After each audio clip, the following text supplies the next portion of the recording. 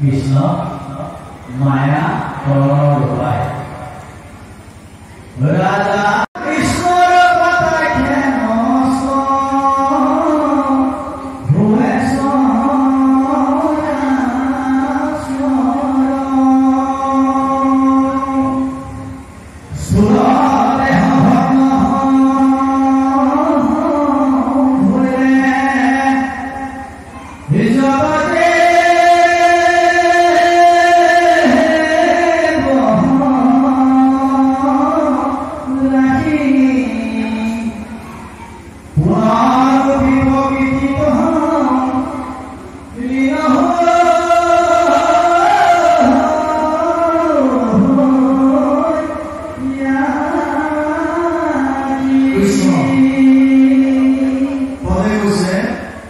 নিতান্ত অবসুয়া প্ৰলয় জাগত জন্ম মৃত্যু ৰূপ দুখ ভুঁজে নানামত যেতিয়ালৈকে প্ৰলয় নাহে তেতিয়ালৈকে জীৱই জন্ম মৃত্যু ৰূপে দুখ বুজি ঘূৰি ফুৰিব লাগে। আমি এই কথাখিনি অনুভৱ কৰিব পৰা নাই। জন্ম আৰু মৃত্যু যদি আচল কথাখিনি আপোনালোকৰ মনত পৰে কেতিয়াবা আৰু কেতিয়াও এইটো ভৰি আপোনালোকে নিবিচাৰিব। আপোনালোকে জানি আচৰিত হ'ব, মৃত্যুৰ সময়ত এজন মানুহে হাজাৰটা বিচ্ছুৱে কামুৰিলে যিমান বিষ হয় সিমান বিষ উপভোগ তেওঁ অনুভৱ কৰে বুলি শাস্ত্ৰত কয়। হাজাৰটা বিচ্ছুৱে কামুৰিলে যিমান কষ্ট হয় যিমান বিষ হয়, সেইকাৰণে শেষ মুহূৰ্তত মানুহবিলাকৰ অচেতন হৈ যায়। সাধাৰণ এটা লাখুটিয়ে মাৰ মাৰি দিলে মানুহ অচেতন হৈ পৰি থাকে। তেনে ক্ষেত্ৰত হাজাৰটা বিচ্ছুৱে যেতিয়া দংশন কৰাৰ দৰে যেতিয়া বিষ আপোনালোকে যেতিয়া অনুভৱ কৰিব, তেতিয়া আপোনাৰ কেনেকুৱা গতি হ'ব। আৰু দ্বিতীয়তে জন্মৰ সময়ত যিটো বেদনা পায়, যিটো প্ৰাণী মাতৃৰ গৰ্ভত 10 দিন যেতিয়া থাকিবলগীয়া হয়, সামান্য এটা গৰ্ভাশয়ত না চিধা হ'ব পাৰে না ইমান ইমান কৰিব পাৰে, মাতৃৰ গৰ্ভত বেকা হৈ কচমচ খাই থাকিবলগীয়া হয় 10 দিন। ভিতৰত চিঞৰি উঠে জীৱই, বহু বিময়া দৃষ্টা জুনিদানৰ পৃথক পৃথক গৰ্ভপাত মহাদুঃখ ৰাহিমান মধুসূদন স্তোত্ৰ শংকৰাচাৰ্যই লিখিছে। তাত লিখিছে জীৱবিলাকে মাতৃ গৰ্ভত থাকোঁতে চিঞৰি উঠে যে মই এনেকুৱা বহুত জুনি ভ্ৰমণ কৰিছোঁ আৰু জুনি থকা গৰ্ভপাতত থকা এইটো ভীষণ কষ্ট, ইয়াৰ পৰা পৰিত্ৰাণ লাগে ৰাহিমান মধুসূদন, এই মধুসূদনক লাভ কৰা হে পৰমেশ্বৰ, তুমি মোক ইয়াৰ পৰা পৰিত্ৰাণ কৰা, এইবুলি জীৱন গৰ্ভত থাকোঁতে স্মৰণ কৰে। কিন্তু গৰ্ভৰ বাহিৰলৈ অহাৰ লগে লগে আমি সেইবিলাক পাহৰি যাওঁ। এবাৰ এজনে বৰ সুন্দৰ প্ৰশ্ন কৰিছিল, মহাপুৰুষ মাধৱদেৱে যে ঘোষা লিখিছে, ঘোষাত ভজনৰ পৰা ষ্টাৰ্ট কৰিছে। ঘোষাত প্ৰথমতে শৰণ ভাগ দিয়া নাই, ঘোষা আৰম্ভ কৰিছে ভজনৰ পৰা। আৰু প্ৰশ্ন হৈছিল যে ভক্তি মাৰ্গত প্ৰথমতে মোৰ শৰণ, মহাপুৰুষ মাধৱদেৱে ভজনৰ পৰা কিয় লিখিলে? এজন ভকতে বৰ সুন্দৰ উত্তৰ দিছে যে যিহেতু জীৱই মাতৃ গৰ্ভত থাকোঁতে ঈশ্বৰৰ শৰণ লৈ থাকে, গতিকে ভজনৰ পৰা আৰম্ভ কৰিছিলে। হয় কথাটো শংকৰাচাৰ্যই লিখি থৈ গৈছে, বহু বিময়া দৃষ্টা জুনিদানৰ পৃথক পৃথক গৰ্ভপাত মহাদুঃখ ৰাহিমান মধুসূদন। যিটো সন্তান জন্ম হৈ কান্দি উঠে, কিয়? কাৰণ এই গৰ্ভত থকা কষ্টখিনি নিবিচাৰে, তাকো আনন্দ লাগে, সিও আনন্দ বিচাৰে। আনন্দ কেনেকৈ প্ৰকাশ কৰিব, কেনেকৈ লাগে কৰিব গম নাপায়, সেইকাৰণে কান্দে। আৰু মৃত্যুৰ সময়ত বিৰাট কষ্ট। তাৰ আগতো যেতিয়া জৰা আহিব, বৃদ্ধকাল, যাওঁ বুলি ক'ৰবালৈ যাব নোৱাৰোঁ, কৰোঁ বুলি একো এটা কৰিব নোৱাৰোঁ, এই বোলে ভৰিৰ বিষ, হাতৰ বিষ, কাণেৰে নুশুনা হয়, চকুৰে নেদেখা হয়, দাঁত নাইকিয়া হয়, যিখিনি খাওঁ ভাল ধৰণে হজম নহয়, বিভিন্ন কষ্ট, বিচনাত পৰি থাকিব লাগে। যদি পুত্ৰ বা নিজৰ সন্তানে যদি কিবা এমুঠি দিলে আৰু যদি নিদিয়ে তেতিয়াহ'লে ভীষণ কষ্ট ভোগ কৰিব লাগে। অৰ্থাৎ মানুহৰ জীৱনটোতো আমি বিভিন্ন কষ্ট ভোগ কৰিবলগীয়া হয়। আৰু বাকী কীট পতংগৰ কথাটো বাদেই, তাততো কেৱল ভোগ কৰিবলৈ আহে পাপবিলাক। মাত্ৰ বুদ্ধি ইমানেই দিয়ে যিকোনো আহাৰ খাবৰ কাৰণে, শৰীৰটো নিৰ্বাহ কৰিবৰ কাৰণে যিখিনি বুদ্ধিৰ প্ৰয়োজন সেইখিনি বুদ্ধি কীট পতংগক দিয়ে। সেইকাৰণে কেৱল আহাৰ গ্ৰহণ কৰাটোহে জানে, কি আছে কি নাই কথা নাই, আহাৰটো খালি গ্ৰহণ কৰিব লাগে। বহুত কষ্ট ইয়াত। কেতিয়ালৈকে কষ্ট ভোগ কৰিম? যেতিয়ালৈকে মহাপ্ৰলয় নহয়। নিতান্ত অৱসীয়া প্ৰলয় যাবত জন্ম মৃত্যু ৰূপে দুখ ভোগ জেনাৰত। এতিয়ালৈকে আমি এই জন্ম মৃত্যু ৰূপে দুখটো আমি ভোগ কৰি থাকিব লাগিব। কালৰূপী কৃষ্ণ যিটো জগতৰ আধাৰ, কৰণ্ড লীলাই পাছে সৃষ্টি সংহাৰ। তাৰপাছত যেতিয়া সময় হ'ব তেতিয়া ভগৱান কৃষ্ণই সংহাৰ ধাৰণ কৰি এই জগতত নাশ কৰিব। কালোশ্ৰী লোকচাৰণী প্ৰবৃত্তি কাল দুৰ্বস্বভাৰটো নিহতে হৃদেবী কৰ্ম ভবিষ্যন্তি সৰ্বে যে অবস্থিত প্ৰত্যেকে শুদ্ধা। 11 অধ্যায় 32 নম্বৰ গীতা। অৰ্জুন কৈছে মই কাল, মই লোকবিলাক মানুহক ক্ষয় কৰিবৰ কাৰণে কাল ৰূপে মই থিয় হৈছো। এই কাল ৰূপী ভগৱন্তই যেতিয়া সময় হ'ব সমস্ত জগতকে সংহাৰ কৰে। ইয়াত কৈছে মায়াৰ যতেক কাৰ্য কাৰণ সমস্ত দুনায়নি মায়া কৰান্ত হবে অন্ত। যিমানবিলাক মায়াৰ কাৰ্য আৰু কাৰণ আছিল, যি ধৰণে এটাকৈ আৰম্ভ হৈ আহিছিল, মহতত্ব অহংকাৰ পঞ্চমহাভূত ৰূপ ৰস ভংগ স্পৰ্শ শব্দ, যি ধৰণে যিটো ক্ৰমত আহিছিল এই ধৰণে এটাৰ পিছত এটাকো সামৰি গৈ থাকে আৰু শেষত গৈ সমস্তখিনি ভগৱানৰ লগত বিলীন হৈ যায়। ইয়াত কৈছে কেনেকৈ হ'ব? হৈ অনাবৃষ্টি পাছে শতেক বৎসৰ মিলয় মহামহন ৰূপৰ নিৰন্তৰ। সময়ৰ সময়ত কি হ'ব বুলি দিছে? প্ৰথম হৈ অনাবৃষ্টি শতেক বৎসৰ বৰষুণ নোহোৱা হ'ব। কিমান? 100 বছৰ। যদি 100 বছৰ বৰষুণ নহয়, আপোনালোকে ভাবি চাওক। মোৰ পোষ্টিং আছিল জয়সাগৰত। মই 95 পৰা 2001 আছিলোঁ জয়সাগৰত বৰষুণ। তাত এটা ধুনীয়া কাহিনী আছে আৰু সত্য কাহিনী। এবাৰ 15 বছৰলৈকে তাত বৰষুণ নাছিল।